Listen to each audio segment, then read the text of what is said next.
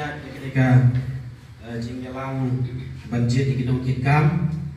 sebenarnya aku beli ba Alfon ni pada ibu General Secretary juga Central Budi kala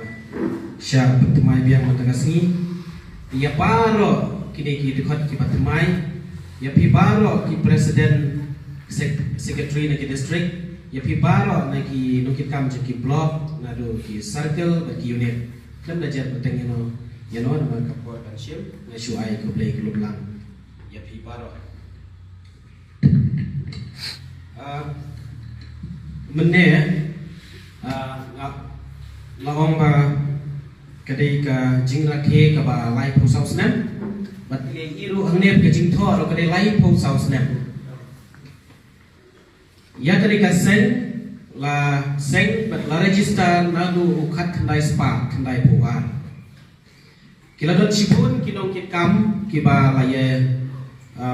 syakri ya kadai ka seng nga pade nga shimti hau ar hajar khatsan na presiden itu kapon iba Walton Jerwan ini ide i nong Kidkam iba hakatu kapon bat nga sa shimti no mga teswa kata hawa kinong Kidkam tangba ngam dala ban kemau pha tenre iman kadon kam yengi kum ka union bangin habwat ya kan ajing syang ladai ban le kam slem tomle le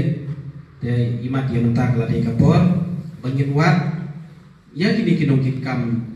kibarim kibalaseng ngadu khat khandai spa khandai tuar de hakatu kapor ya kapor bangangan shimti kimdon shu kidkhat kibalom aktif di hakapor mga namanya ngari nutho kubor di hakapor mga ngasyu tho la katho kubor on wan kinong rap banya crunch pangajing ya kinong rap at kapor nga kadang day u joint editor jonggu nong sanima hot nong sanima dengan tho nong sanima ngong yawan di kiyawan kita kinong rap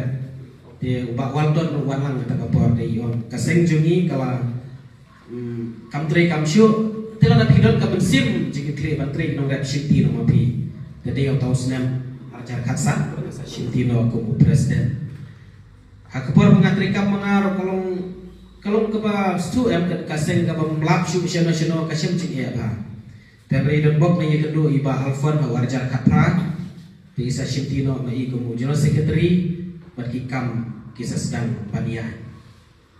ngala persyang ban ya kedua KWR bantung sekretari syua tu senam kila don i kiba don sekretari au arjar khasan terter ring ngamlap ya kata jing terekam ke bania bled